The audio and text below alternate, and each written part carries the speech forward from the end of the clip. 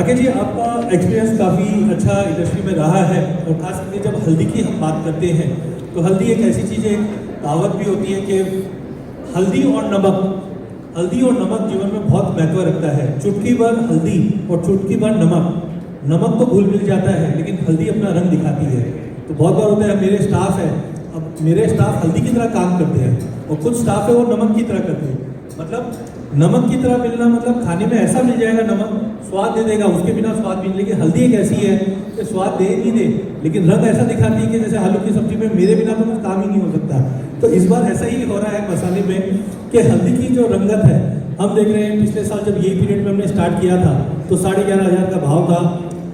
Production इस बार ऐसा आएगा कि भाव 5,000, 6,000, 7,000 हो जाएगा, बट वैसा कुछ हुआ नहीं। फिर हम देखते हैं भाव 16 तक जाते हैं। हाँ, क्रेडिट एक पॉइंट मेरे को आपसे समझना है। एक तो क्रेडिट लाइन के मार्केट में जो क्रेडिट लाइन डिस्टर्ब है उसका क्या इम्पैक्ट है। दूसरा मुझे समझना है डिमांड को लेकर, क्योंकि कल के प्रेजेंटेशन में मेरी जो फोकस है वो नई डिमांड जो फूड इनोवेशन करके निकल कर आया है उस पर आपका क्या व्यू है। और तीसरा, आप अपने हिसाब से ऐसे कौन से 2 फैक्टर देख रहे हैं जो हल्दी के लिए 2026 क्रिटिकल रहेगा। Good afternoon all, thank you Ajay ji.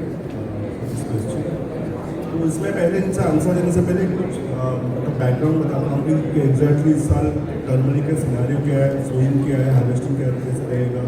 तो ओवरऑल जो एस्टिमेशन है 35 to 40% सोइंग का इंक्रीज था, मगर जैसे अनइवन रेनफॉल हुआ बहुत जगह पर तो थोड़ा सा यील्ड में इम्पैक्ट पड़ा है। That will be taken care in future. तो यील्ड में एक इम्पैक्ट है, ओवरऑल सोइंग अच्छा है। सबसे बड़ी कंसर्न फैक्टर जो है अपना कैरी ओवर स्टॉक। जैसे हम लोग आज प्रोक्योरमेंट पर्सन हम लोग कैरी ओवर स्टॉक को 2 हिस्से से बांटते हैं। एक हो गया कंजप्शन सेंटर क्या कैरी ओवर चल रहा है, देन प्रोडक्शन सेंटर में क्या कैरी ओवर स्टॉक चल रहा है। तो ओवरऑल जो सेंटीमेंट चल रहा है, एस्टिमेशन है रफली 20 to 25 लाख का 22 लाख का एक कैरी ओवर स्टॉक है। हाँ, रिगार्डिंग द प्रोडक्शन फैक्टर वो डिबेटेबल टॉपिक है, कोई 1 करोड़ बोल रहे हैं, कोई 90 लाख बोल रहे हैं। तो ओवरऑल एस्टिमेशन है कि आसपास 1 करोड़ आसपास आना चाहिए। जो डिमांड और सप्लाई की बात कर रहे हैं, डिमांड इस बार up to till Feb end March तक थोड़ा सा डिमांड में कमी है, बिकॉज मैक्सिमम कंपनीज को पता था कि एक नवंबर दिसंबर में एक वेंट क्रिएट होगा डिमांड एंड सप्लाई के गैप में। तो इसलिए मैक्सिमम कंपनीज जो है फेब मार्च अप्रैल तक अपने स्टॉक कवर करके बैठे हैं। और ओवरऑल जो फील हो रहा है मैक्सिमम कंपनीज का डिमांड जो है मार्च अप्रैल के बाद स्टार्ट हो जाएगा। तो उस टाइम से हमें देखना पड़ेगा कि हार्वेस्टिंग कैसे है, सब चीज़ें, क्योंकि क्रॉप जैसे चिल्ली में इस बार 1 महीने का डिले है। सिमिलरली अपना टर्मरिक का भी एक तरह से 1 महीने का आसपास क्रॉप हार्वेस्टिंग का डिले है। Regarding the price factor and demand, majorly जो टैरिफ हुआ है यूएस में वो इम्पैक्ट पड़ा है। सेकेंड थिंग कि जो बांग्लादेश डिस्टर्ब हुआ है, देन ईरान जो डिस्टर्ब हुआ है, वो इम्पोर्ट में थोड़ा सा कहीं ना कहीं एक मतलब अनस्टेबिलिटी हो चुका है बिकॉज ऑफ द ट्रस्ट। ऐसा नहीं कि बांग्लादेश से माल भेज दिया कि माल भेजने में पैसा न फंस जाए। तो वहीं पर लोग जो ट्रेडर्स होते हैं थोड़ा सा मतलब प्रिकॉशन लेके अपना सेल्स रखते हैं। जो आप जब पूछे कि प्राइस फैक्टर ओबियसली एक्सपेक्टेड है कि लास्ट ईयर से थोड़ा सा डाउन रहेगा, मगर आज के जैसे मैं कल भी बताया था चिली में कि आज का डेट में क्या हो गया कि फंडामेंटल तो ठीक है जहाँ पर है, मगर market completely sentiment based market हो चुका है। जैसे रिसेंटली अभी एक एनसीडीज में अच्छा खासा तेजी दिखा था, तो मार्केट सब 200, कोई 250, कोई 300 रेंज तक चले गए थे। देन सडनली एक मार्केट में करेक्शन आया। करेक्शन ऐसे हुआ कि आज के डेट में 150-60 में भी लोग माल लेने के लिए रेडी नहीं। उस टाइम में तो 200 में रेडी मतलब माल मतलब परचेज करने के लिए रेडी होते थे। तो आना दिन सेंटीमेंट क्या चल रहा है, एनसीडीज का भाव क्या रहेगा, सेंटीमेंट क्या रहेगा। जो आप पूछे थे 2 फैक्टर, जो सबसे बड़ी चीज़ फैक्टर रहेगा कि इस बार यील्ड क्या आ रही है मार्केट में, मतलब इस बार प्रोडक्शन में क्या यील्ड फैक्टर रहेगा। सेकेंड है कि अपना डिमांड, क्योंकि इस भाव में मोस्टली ऑर्गेनाइजेशन कंपनीज लोग एंट्री नहीं करते बिकॉज उनको ये भाव में पड़ता नहीं पड़ती है। तो ये 2 फैक्टर देखना पड़ेगा, ऑर्गेनाइजेशन का कैसा डिमांड रहेगा, देन एक्सपोर्ट का कैसा डिमांड रहेगा, then it will determine the final outlook of the price. लेकिन जैसे अभी आपने एक कैरी ओवर स्टॉक देखा, तो मैंने काफ़ी जैसे सुना, कुछ बोलते हैं कि पिछले साल 56 लाख बोरी का प्रोडक्शन था, फिर 75 हुआ और इस बार चलो 1 करोड़ भी पकड़ के चलते हैं। तो डोंट यू फील कि जो 3 साल से हम लोग कंटिन्यू प्रोडक्शन में हमने 50% तक का भी फॉल देखा है, तो उन सबको अगर कैलकुलेट करते हैं, डू यू रियली फील के नहीं, एक बात तो है, मतलब टर्मरिक इसमें अपना रंग दिखा सकती है because of the carry over stock. हर साल क्या होता है, कैरी ओवर स्टॉक अपने डिमांड और सप्लाई प्रेशर को कंट्रोल करता है। इस साल जो कैरी ओवर स्टॉक है ऑलमोस्ट एक नेग्लिजिबल पोजीशन में पहुंच चुकी है। और सबसे बड़ी चीज़ होता है कि कोई भी कमोडिटी में आप प्रोडक्शन एस्टिमेट कर लेते हैं कि 1 करोड़ बैग होगा, 10 लाख बैग होगा, 90 लाख बैग होगा, ये चीज़ में 20 लाख टन का प्रोडक्शन रहेगा। मगर जो कंजप्शन फैक्टर होता है वो ऑलवेज डिबेटेबल रहता है बिकॉज बहुत सारी चीज़ ऐसे होता है, जैसे हल्दी में मेजरली डेड स्टॉक होता है। जैसे हर साल 10 लाख के आसपास बोरी डेड स्टॉक रहता है जो किसी ने कैलकुलेट नहीं करते। जैसे मान लीजिए मैं 10 बोरी खरीद लिया, हो सकता है 5 बोरी मैंने यूज़ किया, वो बाकी 5 बोरी में रख दिया आपने 2 साल 5 साल के लिए, तो डेड स्टॉक भी हमें कंसिडर करना पड़ेगा to evaluate the price movement को। बिल्कुल बिल्कुल। तो ऑलमोस्ट हम ये देख रहे हैं कि मार्केट के अंदर जो फंडामेंटल्स है उसके अंदर कैरी ओवर स्टॉक सबसे इम्पॉर्टेंट है। लेकिन भास्कर जी को मैंने आज जब हम डिस्कस कर रहे थे तो इनका काफ़ी वास्ट एक्सपीरियंस है कॉर्पोरेट के अंदर, और लास्ट 3 असाइनमेंट में अगर हम देखें तो डेफिनेटली उसका उपयोग मुझे लगता है करने जैसा है, क्योंकि कॉर्पोरेट का जो माइंडसेट है वो टोटली हम लोग एज ए फिजिकल ट्रेडर से अगर बात करें तो थोड़ा डिफरेंट होता है, क्योंकि एक कैलकुलेटेड मूव होता है। तो वास्तव में मुझे आपसे 3 ऐसा पॉइंट है जिस पर मैं क्लियरली जाऊँगा। एक कि जिस ढंग से इंडियन इकोनॉमी ग्रो हो रही है, तो एक बीइंग इन टच आपका काफ़ी अच्छा एक्सपीरियंस रहा इसमें। तो इस बार आप 2000 अगर हम 26-27 के प्रोजेक्शन की बात करें तो वो किस तरह से आप लोग मूव करते हैं, क्योंकि आई थिंक के लास्ट 4-5 साल में एक मैंने जो पर्सनली देखा है वो 2 चीज़ देखी है। एक तो फूड इनोवेशंस, कोविड के बाद फूड इनोवेशन बहुत ज़्यादा हो चुके हैं। आज जब भी आप कोई भी इंस्टाग्राम के रील देखोगे तो मैंने तो एक देखा कि लोग फैंटा में भी मैगी बना के खाने लग गए हैं। तो मतलब कुछ भी फूड इनोवेशंस हो रहे, कुछ भी मतलब एक्सेप्टेबल्स है मार्केट के अंदर। और सतीश जी ने भी बहुत अच्छा प्रेजेंटेशन दिया था, उसमें भी यही चीज़ देखी गई कि आज पहले हमें एक बावर्ची या शेफ की बात रिक्वायरमेंट होती थी, बट आज फूड इनोवेशन इतना टेक्नोलॉजिकली इतना एडवांस हो चुका है कि घर में अगर कुछ बनाने आए नहीं आए, लेकिन मैं अगर रेडीमेड पैक लेकर आता हूँ, ओपन करके खाली में डालता हूँ तो मैं यूज़ कर सकता हूँ। तो एक corporate being a corporate side आप जो गिवन डिमांड सिनेरियो है इसको कैसे देख रहे हैं, पहला चीज़। दूसरा अगेन कि करंट सिचुएशन हल्दी का आपके हिसाब से डिमांड तो ठीक है हम लोग कर ही लेंगे, बट सप्लाई जो 3 साल का अगर हम पूरा कैरी ऑन लेके चलते हैं उसका क्या सिनेरियो है। एंड आपके हिसाब से 2 पॉइंट ऐसे कौन से होंगे जो आप देखेंगे इस बार हल्दी के लिए। प्राइस के लिए हम डेफिनेटली सेकंड राउंड में आएंगे, बट ये 3 चीज़ मुझे आपसे थोड़ा इन्फॉर्मेशन मिली। जी thanks for your question. few parts Rakesh has been added there, but just to add that मतलब जैसे कि डिमांड के साइड आप बता रहे पूछ रहे थे कि क्या हो सकता है।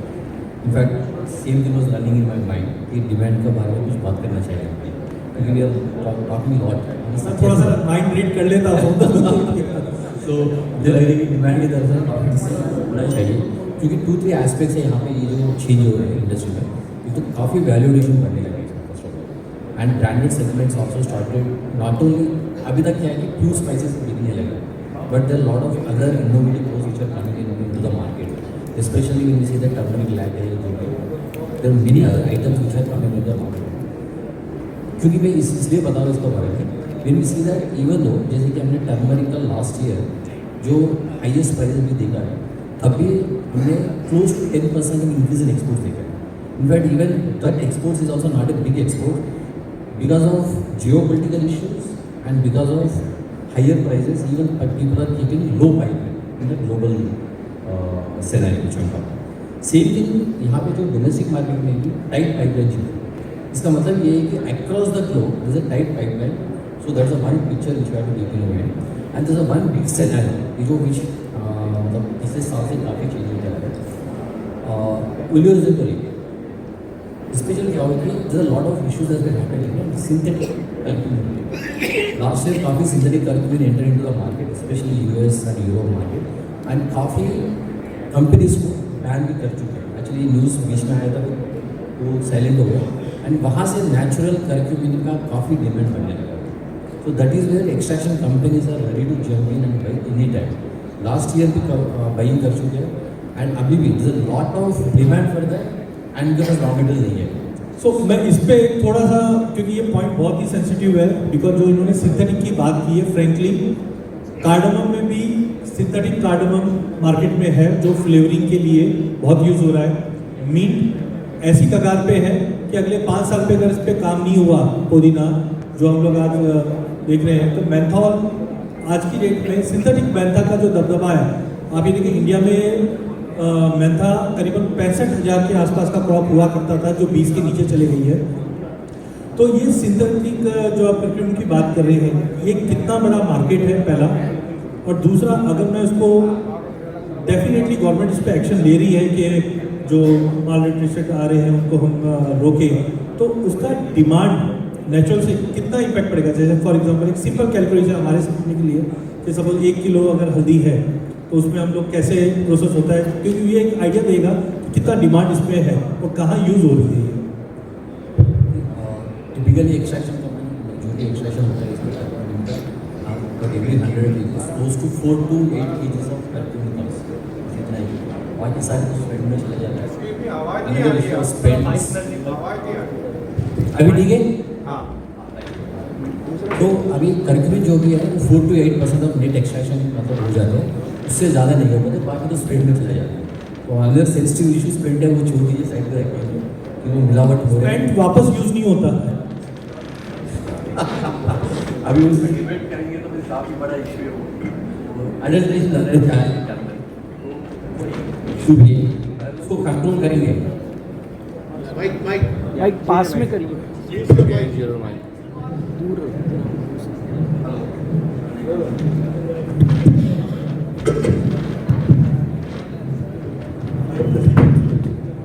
ये ठीक है अभी फाइन, सुनाई दे रहे ऑडिबल, ओके राइट।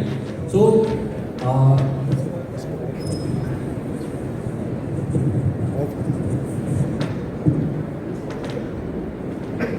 तो कर्क्यूमिन का डिमांड काफ़ी अच्छा रहेगी, क्योंकि सिंथेटिक कर्क्यूमिन जो भी स्पेशली अदर कंट्रीज कर रहे थे, India was not in to part of that. तो लास्ट ईयर कुछ इम्पोर्ट्स भी किया था इंडिया ने, तो मिक्स एंड मैच करने के लिए कोशिश किया था, बट काफ़ी रिजेक्शंस हो गया। इसको लेके काफ़ी नुकसान भी होता बहुत सारे कंपनीज को लेके। जिस अब इन्फॉर्मेशन जो है मार्केट में अभी भी पेंडिंग ऑर्डर्स है, they have to fulfil even last year orders. So forget about last year and current year के काफ़ी बड़ा डिमांड है इसको लेके। तो अभी तक एज सच अगर टर्मरिक रॉ मटेरियल में देखा जाए तो this no other competition country in curcumin extraction for India. थोड़ा कुछ इंडोनेशिया कर रहे थे, but Indonesia not able to scale up the crop, तो उनका भी काफ़ी कम वॉल्यूम है। मतलब देखा जाए तो हार्डली 20,000 to 40,000 टन्स का क्रॉप है, काफ़ी बड़ा नहीं है। Even that goes for maximum 80% goes for the own consumption. तो इंडिया में इस साल मतलब देखा जाए तो ऐसा लग रहा है कि एक्सट्रैक्शन का demand minimum side at least 80,000 to 1 lakh to 40,000 tons of extra demand आना चाहिए इसमें। तो that's the minimum calculation side. Now rest we have to see, मतलब बाकी साल कैसे जाएंगे उस पर देखेंगे। एंड ओवरऑल जो मैंने 3 साल का प्रोडक्शंस और उसके हिसाब से आपका क्या व्यू है?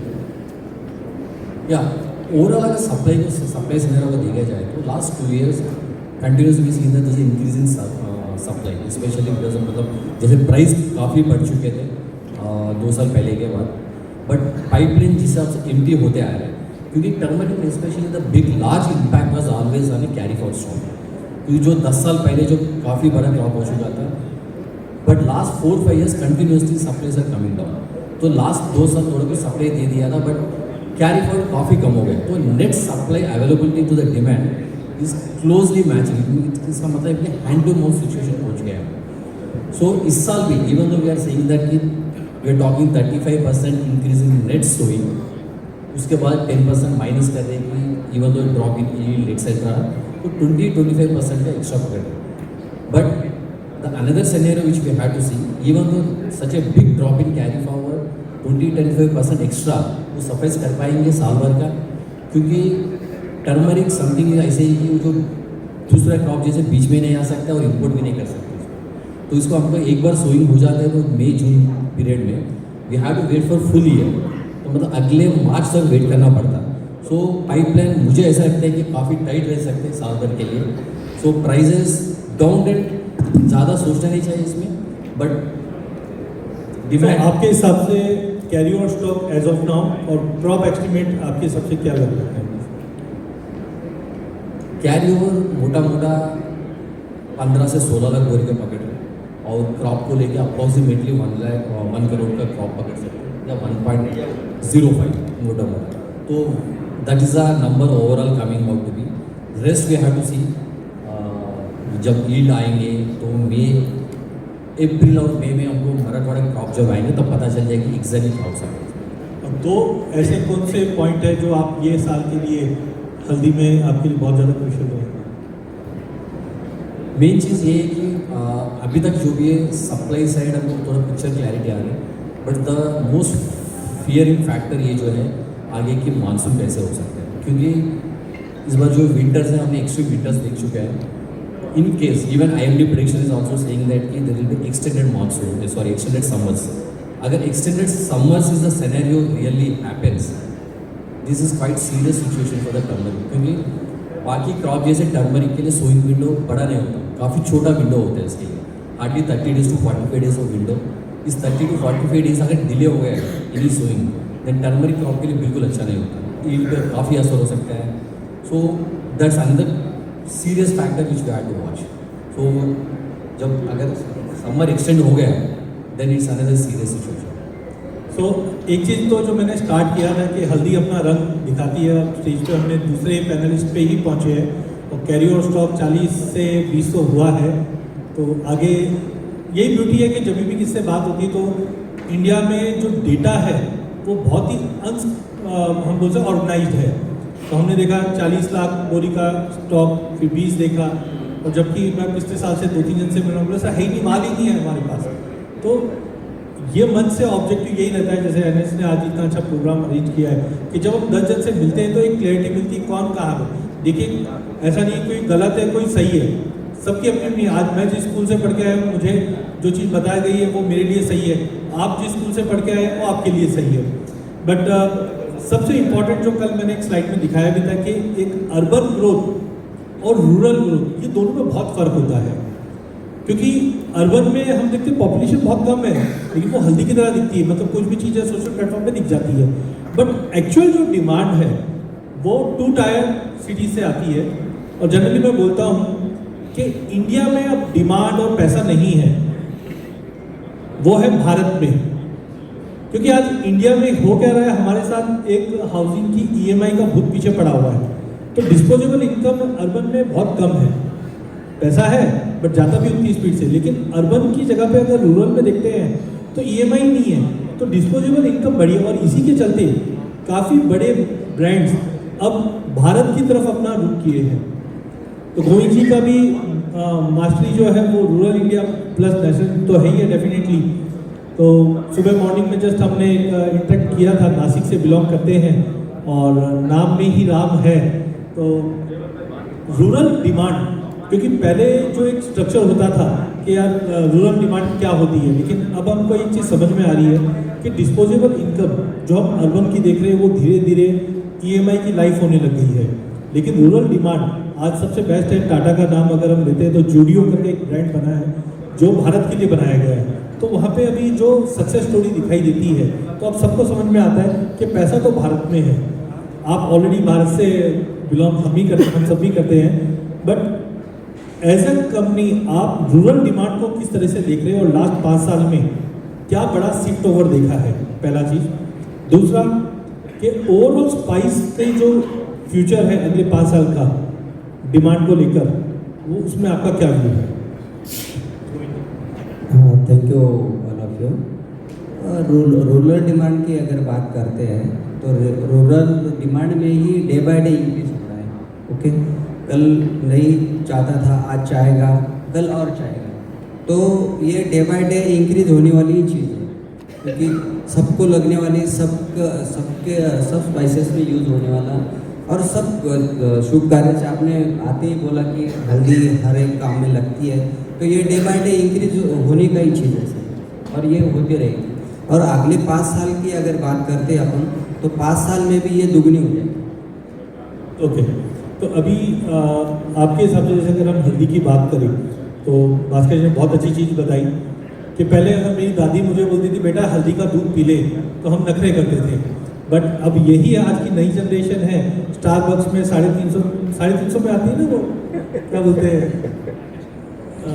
टर्मरिक लाटे, नहीं कॉफ़ी तो सब पीते ही है। तो नाम का बहुत इंपॉर्टेंट है, जैसे हम बोलते हैं ना वॉचमैन तो सुनाई नहीं देता, लेकिन सिक्योरिटी ऑफिसर कम हियर तो तुरंत आ जाता है। साथ में मखाने, पहले कोई पूछता नहीं था मखाने में, हमको ध्यान है हमारे घर में पूजा होती थी तो थोड़े बहुत मखाने पूजा में हम चढ़ाते थे, बट जैसे ही मखाने के आगे सुपर फूड लग गया तो हमने देखा वो मखाने के भी पर निकल के आ गए कि एयरपोर्ट पे जाओगे तो छोटा सा डब्बा आता है 650-700 रुपये का।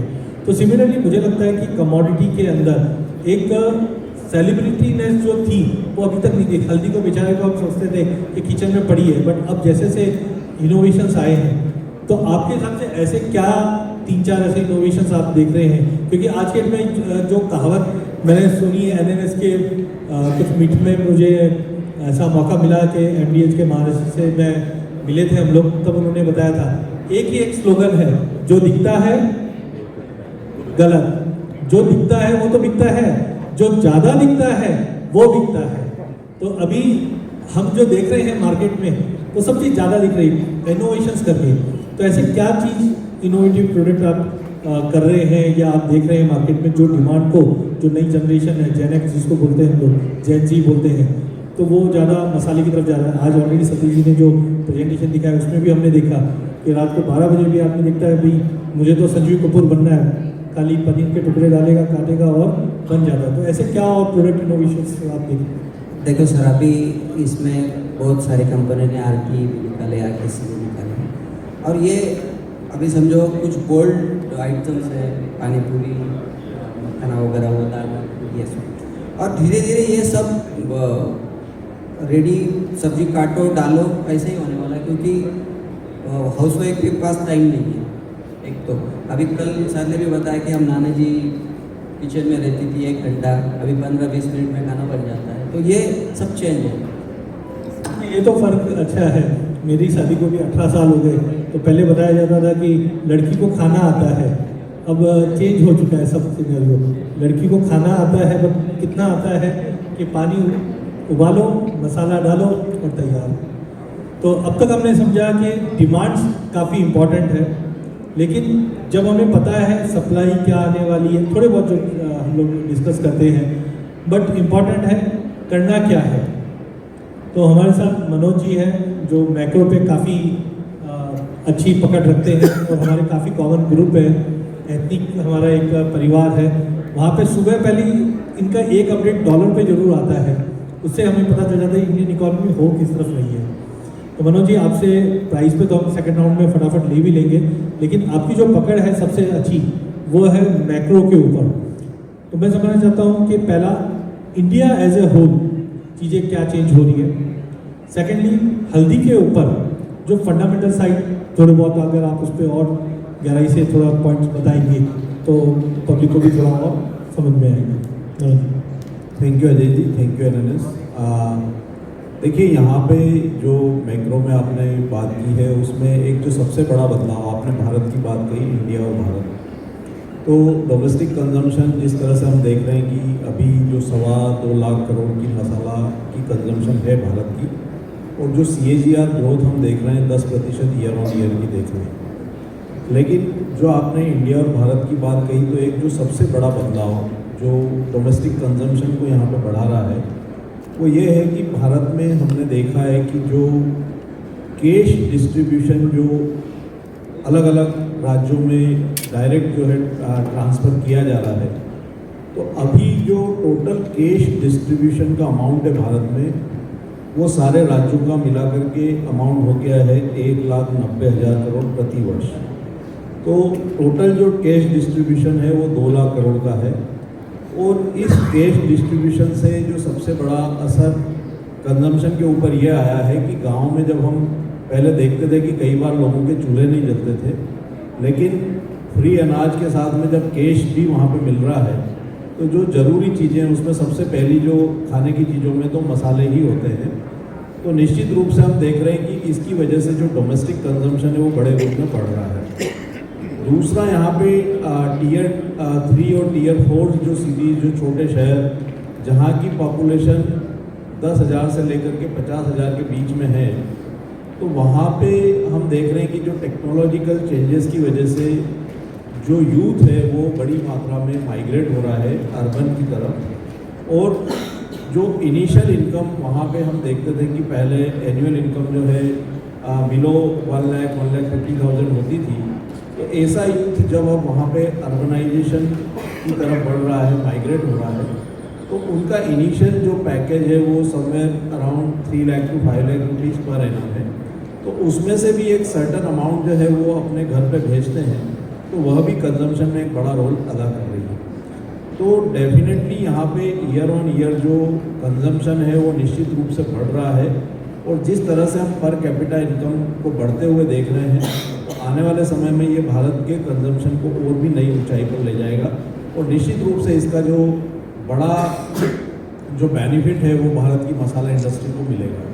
दूसरा, आपने जो एक्सपोर्ट को लेकर के बात कही, तो हम जिस तरह से यहाँ पे प्रोडक्ट इनोवेशन देख रहे हैं, अभी जो एक्सपोर्ट मार्केट हमारी लगभग 40 से 45 हज़ार करोड़ की है, और जिस तरह से भारत ने यहाँ पे जो यूरोप के 30 देशों के साथ में फ्री ट्रेड डील किया है, हम गल्फ कंट्रीज़ के साथ में FTA कर रहे हैं, UK के साथ हमारा हुआ है, तो ये सारी चीज़ों को देखते हुए हमारा जो एक्सपोर्ट है वो निश्चित रूप से आने वाले समय में बढ़ेगा। तो ना सिर्फ मसाला इंडस्ट्री के लिए डोमेस्टिक मार्केट, बल्कि एक्सपोर्ट की मार्केट भी जो है आगे यहाँ पे एक हम कह सकते हैं कि बड़ा पॉजिटिव ट्रिगर रहेगी। अजय जी। और अभी हम डायरेक्ट टॉपिक पे आते हैं हल्दी पे। तो हल्दी में एक जो पिछले इनफैक्ट मैं 1 साल 2 साल नहीं कहूँगा, 3 साल, क्योंकि 6,000 वाली हल्दी 20,000 हो जाती है, 20 से 12 हो जाती है, और 12 से वापस हम देख रहे हैं कि 18-19 मार्च तक आती है। तो एक मोमेंटम, उसके पीछे डेफिनेटली प्रोडक्शन है, डिमांड है, उसको आप किस तरह से देखते हैं? मैं अभी मैक्रो की बात कर रहा हूँ, प्रोडक्शन कैसा है, वेदर, इसके ऊपर प्राइस आउटलुक पे हम सेकंड राउंड पे आएंगे।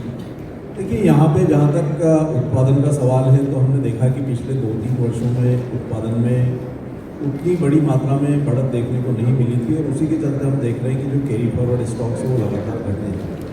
इस बार निश्चित रूप से यहाँ पे जो सोइंग है वो बढ़ती हुई नज़र आई है, और जैसा कि बाकी पैनलिस्ट ने भी कहा कि वहाँ पे यील्ड का जो है इम्पैक्ट रहेगा वेदर को देखते हुए, और अगला जो साल है वो काफ़ी अहम रहेगा। जिस तरह से हम यहाँ पे जो इंटरनेशनल जो मानसून जो हम कह सकते हैं कि एजेंसीज है उनके जो फोरकास्ट आ रहे हैं कि यहाँ पे एल नीनो की जो संभावना है वो अगले वर्ष में रह सकती है, तो उसकी वजह से यहाँ पे आने वाले समय में जो अगला जो साल है वो काफ़ी अहमियत रखेगा। लेकिन जो प्रीवियस हम देख रहे हैं कि जो उत्पादन को देखते हुए और जिस तरह से कंजम्पशन बेहतर थे, और जो कैरी फॉरवर्ड स्टॉक है वो काफ़ी कम है, तो डिस्पाइट कि इस बार यहाँ पे सोइंग ज़्यादा है, उत्पादन भी ज़्यादा हो सकता है, लेकिन अगले वर्ष भी जो कैरी फॉरवर्ड स्टॉक्स है वो बहुत ज़्यादा रहेंगे, इसकी संभावना कम नजर आती है। आपके हिसाब से कैरी फॉरवर्ड स्टॉक कितना? अगर हम अभी ये क्रॉप ईयर की शुरुआत में बोले तो somewhere around 15 to 20 lakh bags का जो है वो कैरी फॉरवर्ड स्टॉक होना चाहिए, और इस बार का जो उत्पादन है वो 1 करोड़ बैग के ऊपर ही रहना चाहिए। 1 करोड़ के ऊपर कितना हो गया? ±10%, मतलब माइनस तो नहीं कहेंगे, +10% हो सकता है, डिपेंड ऑन द यील्ड। तो हायर साइड पे 1 करोड़ 10 लाख, और बेयर मिनिमम 1 करोड़ यहाँ पे रहेगा। जैसा मैंने बताया था, मनोज जी का पकड़ है मैक्रोज पे ज़्यादा है, तो एक लास्ट US और इंडिया और जिस दिन से FTA साइन हुए हैं, इसका कितना बड़ा इम्पैक्ट हम इंडियन मार्केट पे देखते हैं? बिकॉज एक्सपोर्ट डेफिनेटली हमने काफ़ी अच्छे होते हुए देखे, रुपए की गिरावट जरूर है, हम सोचते हैं कि इंडियन रुपी गिर रही है, बट एक तरह से हम एक्सपोर्ट पॉइंट ऑफ व्यू से देखते हैं तो यहाँ पे हमारा ओवरऑल जो मार्केट शेयर है वो भी इम्प्रूव हो रहा है। तो एक तो रुपए की गिरावट, और दूसरा ये जो FTA साइन होना और US इंडिया की ऑलमोस्ट इंटरिम डील होना, इससे कितना बड़ा मार्केट इम्पैक्ट करता हुआ दिखता है? देखिए, जहाँ तक जो यूरोप के साथ में FTA हुआ है, इसका बेनिफिट हमको अगले 1 से 1.5 वर्ष में दिखना शुरू होगा, और ये लंबी अवधि में ना सिर्फ मसाला उद्योग बल्कि भारत के जितने भी जो उत्पाद हैं जो हम एक्सपोर्ट करते हैं उनके लिए एक बहुत बड़ा हम कह सकते हैं कि लैंडमार्क जो डिसीजन है वो रहेगा, क्योंकि इसके लिए भारत जो है पिछले 10-15 वर्षों से प्रयासरत था। तो ये भारत के सारे जो एक्सपोर्ट जो होने वाले उत्पाद हैं, चाहे वो कृषि उत्पाद हो या इंजीनियरिंग उत्पाद हो या और भी हो, तो उनके लिए निश्चित रूप से एक बड़ा पॉजिटिव जो है कदम रहेगा। भारत और अमेरिका की जो भी ट्रेड डील हो रहे हैं उसमें इफ्स एंड बट्स यहाँ पे लगातार बने रहेंगे। जिस तरह से जो हम मूड यहाँ पे देखते हैं यूएस प्रेसिडेंट का जो पल पल में बदलता है, तो उसको देखते हुए जो ट्रेड डील है वो भी वॉलेटाइल रहेगी 2028 तक। वहाँ पे जो है ऊंच नीच होती रहेगी, लेकिन निश्चित रूप से वहाँ पे उसका फ़ायदा भारत को मिलेगा। जहाँ तक करेंसी का सवाल है, डील होने के बाद हम लगातार देख रहे थे कि ये रुझान आ रहे थे कि जो रुपया है वो वापस मजबूत होकर के 84 तक आ जाएगा। तो ऐसा कुछ भी ओवरनाइट होने वाला नहीं है। अभी रुपये में बहुत ज़्यादा मजबूती नहीं आएगी, क्योंकि जो हमारी रशिया के साथ जो ऑयल परचेस एग्रीमेंट थी उसके चलते हम सस्ता तेल ले रहे थे। अब अगर हम यूएस से तेल लेंगे तो वहाँ पे हमारा ज़्यादा फॉरेन एक्सचेंज खर्च होगा और भी काफ़ी सारी चीज़ें हैं जिसकी वजह से रुपये का जो हम कह सकते हैं कि जो स्ट्रेंथ है उतना ज़्यादा देखने को नहीं मिलेगा। तो जो एक्सपोर्टर्स है उनको रुपये के एंगल से बहुत ज़्यादा घबराने की ज़रूरत नहीं है। हमें नहीं लगता कि अभी यहाँ पे मैक्सिमम जो 88.5 करोड़ से ज़्यादा की स्ट्रेंथ होगी। और डाउन साइड में अगर यहाँ पे अगर हमारा जो ज़्यादा ऑयल का इंपोर्ट यूएस से रहा तो हम हो सकता है कि वहाँ पे 93.5 94 तक भी जाते हुए देखें। तो एक्सपोर्ट के एंगल से रुपये में डेप्रिसिएशन यहाँ आने वाले समय में बना रहेगा और वो एक्सपोर्ट मार्केट के लिए यहाँ पे फ़ायदेमंद होगा। सो मोटा मोटी 94 तक का लेवल हम देख सकते हैं। अगले हमारे पैनलिस्ट है अमित। तो मैं पहले सोचता था खाली अमित नंबर्स पे इसकी पकड़ अच्छी है, बट कल एक समझ में आया कि गाना भी बहुत अच्छा गाते हैं ये। तो कल बिल्कुल बहुत ही अच्छा गाना आपने गाया।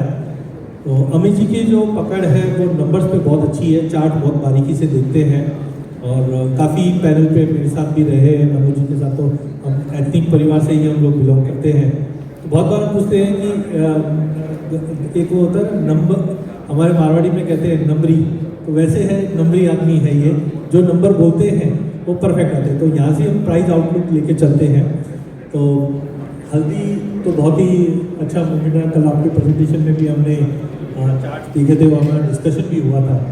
तो मैं आपसे पहला कि अभी सामने क्रॉप भी है, तो एक अगले शॉर्ट टर्म में समझिए 2 महीने में एक क्या व्यू बनता है, और एक ये साल भर के लिए मुझे आपसे चाहिए कि नीचे में क्या सपोर्ट दिखाई दे रहा है, ऊपर में क्या व्यू है, लेके बेचे या बेच के ले, चाहे वो शॉर्ट टर्म हो चाहे हम लॉन्ग टर्म की बात करें। Amit ji. Thank you Ajay sir, और एमएनएस की टीम को भी थैंक यू। ओवरऑल देखा जाए तो हल्दी का मूवमेंट जो है लास्ट 2-3 सालों में काफ़ी अच्छा रहा। 6550 6450 के आसपास से चली और लगभग 11,000, उसके बाद फिर नया हाई 20,400 के आसपास, और अभी देखा जाए तो 15,090 जो है इसका क्लोजिंग रहा है। अगर हम रेंज की बात करें तो शॉर्ट टर्म के लिहाज से अगर मैं 15-20 दिनों की बात करें तो मेरे को ओवरऑल इसका जो 200 दिन का एवरेज है 14,400 रुपये का है। 14,400 जो कि टेक्निकल में काफ़ी अहम रोल 200 दिन का मूविंग एवरेज प्ले करता है, तो उस पर भी खास तौर से नज़र रखनी चाहिए ट्रेडर्स को। तो अभी हाल फिलहाल 14,400 से मेरे को लग रहा है एक बार वापस मार्केट पलटेगा 15,000 के करीब, और लगभग 14,800 के आसपास का इसमें बॉटम अभी 1-2 दिन में बनाया। तो 14,400 से रिवर्सल मेरे को लग रहा है ये शॉर्ट टर्म में देखने को मिलेगा, और भाव वापस 16,700 के आसपास तक टेस्ट कर सकते हैं। तो 14,400 पे नज़र रखें, वो लेवल होल्ड किया तो एक बार 16,700 का भाव मिलेगा। थोड़ा सा टाइम फ्रेम अगर हम बढ़ा देते हैं 1 से 2 महीने का व्यू, तो फसल की आवक जैसे जैसे बढ़ेगी तो उसका प्रेशर भी नो डाउट प्राइसेस पे पड़ता ही है। तो अगर आवकें बढ़ती हैं किसी भी तरीके से तो नीचे में 13,200 का भाव भी देखने को मिल सकता है। तो 1 से 2 महीने के लिहाज से अगर हम बात करें तो लगभग 13,200, और फिर उसके बाद मेरे को लग रहा है 19,000 के आसपास के भाव भी इसमें देखने को मिलेंगे। 19 का 2-3 बार हमने देखा तो लग रहा है कि 19-20 के लेवल टूटते हुए दिख रहे हैं चार्ट पे। थोड़ा सा जैसे ही आवकें कम होगी मेरे को लग रहा है, मान के चलिए अभी फरवरी चल रहा है, मार्च अप्रैल के बाद इसमें मोमेंटम बनेगा, और जैसा कि इसमें तेजी की जो साइकिल होती है वो अप्रैल के बाद से ही शुरू होती है और लगभग सितंबर अक्टूबर के आसपास तक चलती है। तो मेरे को लग रहा है प्राइसेस अभी हाल फिलहाल जो 19,000 20,000 के भाव हैं वो मई के आसपास ब्रेक हो सकते हैं, और ऊपर में 20,000 का भाव मेरे को लग रहा है जल्दी दिखाई देगा। प्राइसेस 20,000 का जो जैसे ही ये ब्रेक करेगा तो पहला पॉइंट इसका 24,000 के आसपास करेगा और फाइनल अगर हम पूरे ईयर की बात करें तो 27,000 के भाव भी इसमें मैं देखने को एक मिल से सकते हैं। अमित जी को रुकना चाहूँगा। इम्पोर्टेंट आप टाइमिंग मैंने इनसे नहीं पूछा, इन्होंने खुद बोला मई मंथ। भास्कर जी ने भी एक चीज़ बताई, वो था मानसून। देखिए, मैं कोई फंडामेंटल या टेक्निकल और डेटा को एडवोकेट नहीं कर रहा हूँ। मैं आपको ये बताना चाहता हूँ, मैं चाहता हूँ कि यहाँ पे वो कड़ी आप जोड़ो। फंडामेंटल में ये बोलता है इस बार मानसून काफ़ी इंपॉर्टेंट होने वाला है, और जो 45 मिनट का भास्कर जी बता भी रहे थे कि ये विंडो बहुत इंपॉर्टेंट है। अगर यहाँ पे कुछ आगे पीछे हुआ तो डेफिनेटली इसका इम्पैक्ट बड़ा पड़ेगा, बट उसी इम्पैक्ट को अगर हम मोनेटाइज करना चाहते हैं या उसको नंबर पे, रोड पे गाड़ी भाग रही है, रोड को देखकर आप स्पीड नहीं बता सकते, उसके लिए स्पीडोमीटर चाहिए और उसके लिए अमित चाहिए। तो अमित ने उसी चीज़ को पकड़ा है कि मई में ऐसा लग रहा है कि ये 19,000 का लेवल टूटता है तो ऊपर में 24,000 पहला लेवल है और उसके बाद मेरे को लग रहा है तो 27,000 के भाव। दोनों चीज को जोड़कर आप ये देखो कि अगर मई में जो भास्कर जी बता रहे हैं कि मॉनसून में अगर कुछ होता है और स्टॉक तो हमने देखा थोड़ा सा क्रिटिकल लेवल पे ही है, तो ये दोनों चीज जुड़ रही है। तो ध्यान रखिए, मई मंथ सोइंग के नंबर्स क्या आने हैं, मौसम क्या रहना है। अगर ये लेवल टूटा तो ऊपर में 24,000 पहला लेवल, फिर 24,000 27,000 से 27, लेकिन वो समय लगेगा। ठीक है, ओवरऑल ये साल के लिए, हाँ प्लीज कंप्लीट। हाँ, ओवरऑल अगर जैसा कि जब ये मैंने जो हिस्ट्री रिपीट हुई है, जैसे 6450 से जब मार्केट चला था सीधा 1 शॉट 11,000 रुपये हुआ था, तो ये जो पैटर्न है वही पैटर्न मेरे को चार्ट पे नज़र आ रहा है, जिसकी वजह से मैं ये इतने ऊपर के भाव इसमें बता रहा हूँ। बट उस टाइम पे हमने भी देखा कि जब 6400 से चला हो 11,000, मुश्किल से 3 या 4 महीने इसने लिए होंगे, क्योंकि 1 शॉट ये सीधा सीधा चला था। सो लेकर काम करें या बेच कर ले? मेरे को लग रहा है लेकर ही बेचना चाहिए, वो ज़्यादा फायदेमंद रहेगा। अभी 200 दिन के आसपास प्राइजेस है, अभी भी जो लेंगे 14,400 जैसा कि मैंने बोला, तो लेकर बेचना है। ओवरऑल रेंज में पूरे साल की बता देता हूँ, मैक्स टू मैक्स अगर ज़्यादा प्रेशर मार्केट में आता है तो 12,500 रुपये का एक बेस मेरे को लग रहा है हल्दी में बनता हुआ नजर आएगा, और ऊपर में 24 और 27, ये ओवरऑल सिम्टम में मैं ये बोल सकता हूँ 12.5 का आपके हिसाब से पूरा बेस बन चुका है, लेके काम करना है।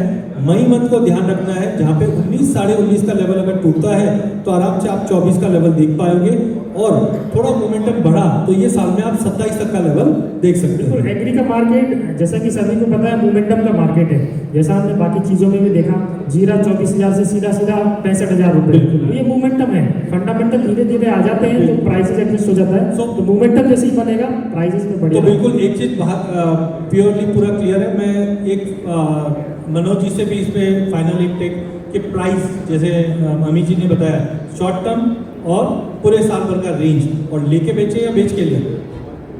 देखिए, यहाँ पे पिछले साल फरवरी के महीने में जो भाव थे वो 13,300 के आसपास थे हल्दी के। उसके बाद हमने इसमें जो लो बनते हुए देखा था मार्च महीने में 11,138, वहाँ से भाव चले जो 19,050 का हमने हाई बनाया, और जो लो बना था लगभग वो लो फिर मार्केट यहाँ पे टेस्ट करता हुआ आया अक्टूबर महीने में 11,620 का। तो मार्केट ने यहाँ पे डबल बॉटम बनाई, और उसके बाद हम वापस जो है अपसाइड इसको जाते हुए देख रहे थे। 18,000 के ऊपर कीमतें फिर निकलती हुई नजर आई। 19,050 का हमने हाई देखा जनवरी महीने में। तो ये साल मेरा मानना है कि यहाँ पे मार्केट कहीं भी जो बेस है इसका 13,700 से 12,800 की रेंज में बनता हुआ नज़र आएगा, और ये मार्च अप्रैल के पहले हो जाएगा, अप्रैल एक्सपायरी के पहले। तो ये जो रेंज है यहाँ पे इसमें बाइंग की अपॉर्चुनिटी रहेगी, और लेके ही बेचना चाहिए। जो शॉर्ट टर्म की रेंज है वो 12,500 से यहाँ पे 16,650 तक की लगती है, और लंबी अवधि में जो पूरे साल भर की अगर मैं बात करूँ तो 16,650 के बाद यहाँ पे जो अगला लेवल रहेगा 18,200 का, और उसके ऊपर ब्रेकआउट आने पर हम 20,000 तक की कीमतों को जाते हुए देखेंगे। तो पूरे जो साल भर की रेंज है वो नीचे में 12,800, ऊपर में 20,000 ये लगती है। 11,500 का इसमें एक स्टॉप लॉस रखना चाहिए वीकली क्लोजिंग।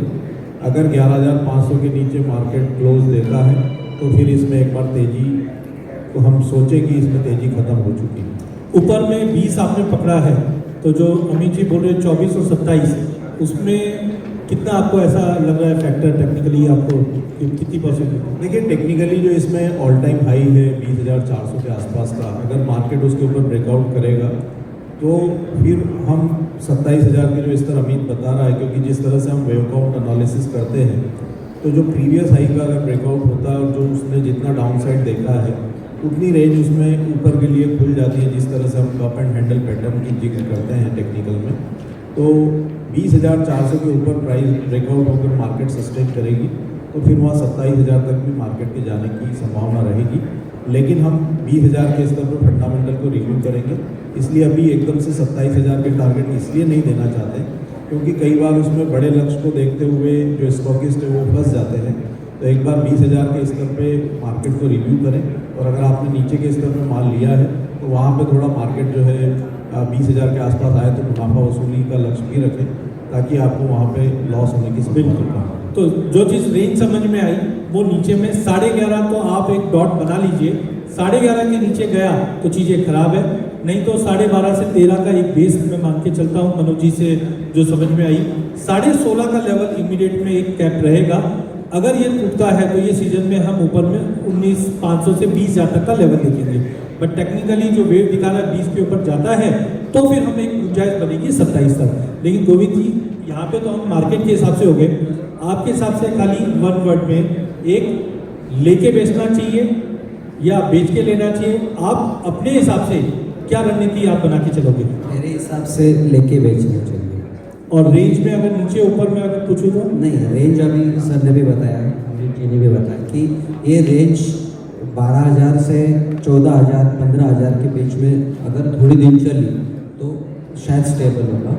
फिर मानसून और ये सब पकड़ के ऊपर भी जा सकता है। अभी अमित जी और ने ऊपर बताया में क्या रेंज अपन पकड़ के चलो? 270 तक तो नहीं, वो तो उनका रेंज है, आपके हिसाब से क्या लग रहा है? मेरे हिसाब से 250 270 तक। तो आपके हिसाब से अगर 12-15 के बीच में आते हैं तो आप आराम से एज ए कंपनी में बात करो, मार्केट की बात नहीं करो, आप लेना प्रेफर करोगे और आपको लगता है लेकर ही चलना चाहिए इस वक्त पे।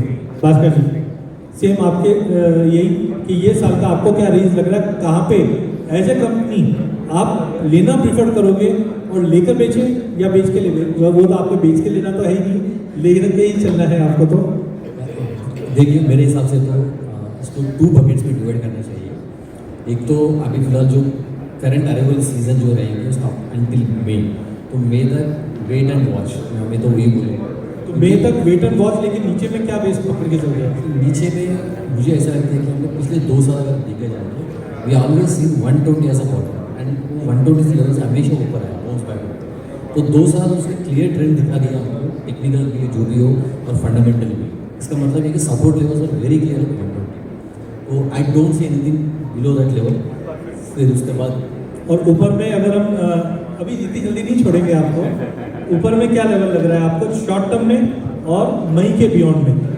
देखिए अगर फंडामेंटल सपोर्ट मिल गया जो भी मानसून को लेके वॉटेवर, पाइपलाइन भी टाइट चलने वाला है और ऐसे कोई अल्टरनेट है ही नहीं इसके लिए टर्मरिक के लिए, तो जो हमने स्काई रॉकेट जो देखा है या नहीं तो न्यू पीक लेवल जो देखा था, जैसे कि जीरा में देखा था हमने, अभी जो कश्मीरी चिली में जो देखा है, ठीक है, एनीथिंग इज पॉसिबल। तो एनीथिंग को हम नंबर में करें वो ज़्यादा अच्छा है। नंबर में तो मैं नहीं बता पाऊंगा, ठीक है, तो बट विल सी। चलो ठीक है, नंबर में मत बताओ, मेरे पास 2 नंबर है, एक 20 है और एक 27 है, किसके पास जाना चाहोगे आप? In fact much higher than that. चलिए देखिए, मॉडरेटर का काम यही होता है, नंबर पे नींद आए लेकिन कैसे लेके आना है। तो 20 है, 27 है, मच हायर है। राकेश जी आपके हिसाब से क्या रेंज रहना चाहिए? फर्स्ट क्वेश्चन था इस साल शॉर्ट सेल गलती से नहीं करना है बिकॉज मार्केट बहुत वॉलेटिलिटी है। और रेंज पूछेंगे तो जैसे April May and June is very crucial, मतलब ये 3 महीने में पूरा साल का मतलब आपको क्लैरिटी हो जाएगा क्या प्राइस ट्रेंड रहेगा। हाँ, जैसे भास्कर जी बोले, इवन मेरा भी वही सपोर्ट है 120 125 द बेस्ट प्राइस। ऐसा 140 में एंट्री मारो, धीरे धीरे हर बाइंग मतलब हर प्राइस को बाइंग करते जाओ। और इनकेस कोई भी डेविएशन होता है प्राइस मतलब क्रॉप सोइंग में, मानसून में, तो October November December we can see the new price return. Views तो देखो हमको समझ में आ गया, मैं क्या गाड़ी चलाता हूँ ना, तो रोड देखकर मेरे को स्पीड नहीं समझ में आती है, तो डैशबोर्ड पे नंबर आता है, नंबर थोड़ा बता दीजिए। नहीं, नंबर एक्चुअली भी मतलब हायर साइड होना बहुत टफ रहेगा, बिकॉज क्या होता है कि उस भाव में जैसे मान के चलिए 160 तो 120 भी होता ना, सोइंग में कोई इम्पैक्ट नहीं पड़ेगा for the next calendar year के लिए। तो जैसे मान लीजिए आप बता रहे थे 200 का भाव में कितने लोग बाइंग करेंगे, दैट इज क्रूशियल फैक्टर। जैसे बड़ी बड़ी कंपनी अपना हैंड टू माउथ कंडीशन में आ जाएंगे, तो चलिए आपके लिए सिंपल कर देता हूँ। मेरे पास 200 का भी भाव आया है, 270 का भी आया है और उसके ऊपर के भी आया है। आप कहाँ पे हो? 220 तो उस रेंज पे आई थिंक एक बार मार्केट आनी चाहिए, मतलब कि अक्टूबर 280 20-30 का आसपास एक बार मार्केट रिएक्ट करेगी। ओके। और नीचे में जैसा अभी आपने बताया नीचे 120 इज द बेस्ट, मेरे को वो लग रहा है। So- वो भी थोड़ा टफ भी लग रहा है जिस तरह से मार्केट सेंटीमेंट बन रही है, क्योंकि 120 यदि सबको लगा सब कुछ जाएंगे 120 में, हो सकता है 1-2 दिन के लिए 120 में भाव में माल मिले, फिर भाव दोबारा एक अपट्रेंड दिख सकती है।